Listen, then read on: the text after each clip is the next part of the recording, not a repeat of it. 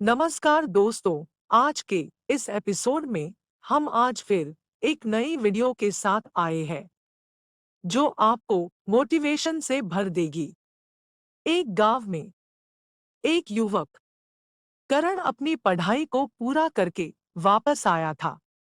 वो गांव के गरीब बच्चों के लिए कुछ करने का सपना देख रहा था, लेकिन उसके परिवार के साथी लोग गरीबी और अज्ञानता के दायरे में फंसे हुए थे। उनकी मदद करने के लिए करण गांव के बच्चों को पढ़ाई कराने और उन्हें साथ में प्रेरित करने का निर्णय लिया। एक दिन करण ने गांव के सभी बच्चों को एक संगठन बनाने का आह्वान किया। उन्होंने बच्चों को यह समझाया कि उन्हें एकजुट होकर अपनी शिक्षा को सुधारने की आवश्यकता है और साथ मिलकर वे अपने सपनों को पूरा कर सकते हैं। सभी बच्चे करण की इस पहल के पीछे आ गए और उनके साथ मिलकर काम करने को तैयार हो गए। करण की मेहनत और प्रयासों से संगठन में जल्द ही बदलाव आने लगा।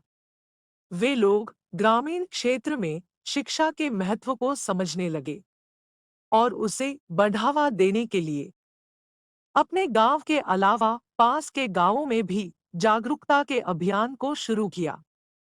उनकी संघर्षों को देखकर अन्य युवाओं और अधिकारियों ने भी उनके साथ जुड़ने का निर्णय लिया। संगठन के प्रभाव से सरकारी स्कूल में अधिक सुविधाएं और शिक्षा की गुणवत्ता में सुधार हुआ। युवाओं की उच्च शिक्षा की आवश्यकता को ध्यान में रखते हुए करण ने एक छात्रावास भी स्थापित किया। अब गांव के बच्चे न केवल शिक्षा के माध्यम से बल्कि उच्च शिक्षा के माध्यम से भी आगे बढ़ सकते थे। एक दिन एक विदेशी दौरे पर आए हुए अधिकारी ने करण के बारे में सुना और उनके कामयाबी को देखकर मिलने का इरादा किया। जब वे मिले तो अधिकारी ने करण को सराहा और उनकी मेहनत की प्रशंसा की। उसने कहा, तुमने अपने संघर्ष और सामर्थ्य के माध्यम से एक सकारात्मक परिवर्तन लाया है।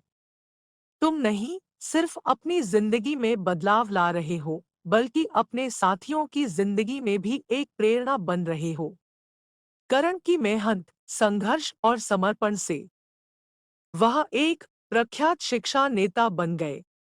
उन्होंने कई सरकारी नीतियों को संशोधित करवाया और गरीबी के आधार पर शिक्षा को सुलभ बनाने के लिए कार्य किया। इस कहानी से यह शिक्षा मिलती है कि अगर आप सपना देख सकते हैं तो उसे पूरा भी कर सकते हैं। जुड़े रहिए। धन्यवाद।